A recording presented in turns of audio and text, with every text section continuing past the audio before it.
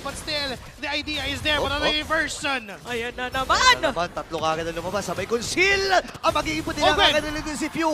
Hindi na magagamit at makokopya pa yung Unleash the Beast na meron si Kyle. 4v5 card rather. 4v5 ang magiging laban.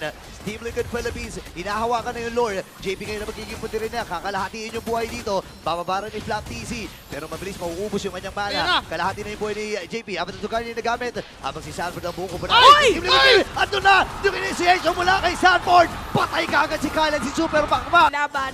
Nakaabang Ayan ngayon. na. Meron na naman diversion play. Sana naman sila susunod! Ako si Kyle TZ at napuruan! Wala kagad jungler ng Team Falcons! Ngayon si Oben, kailangan matras. Meron naman siyang immortality dito. Kaya lang ang problema ay nagamit na rin niya yung portal. Ngayon, uubusin ata. At ready na ang Team Liquid Philippines. Oben Napatay si down! Oben. Pop yung emo. Dalawa kagad ang Gumawa ng play sa other sides of the map. Baka mahirapan sila. Double dash from Q. Okay. Ayun Ayun, na diversion. naman! Hindi yata nila lang. Now, Daisy, ang magiging putira. Ito na yung stampede. Uy, with Ang the niluluto ground. ng Liquid. With the ground. Kahit Daisy buhay pa Pero sa rin. likod. Pero not for long ata. Nasa likuran.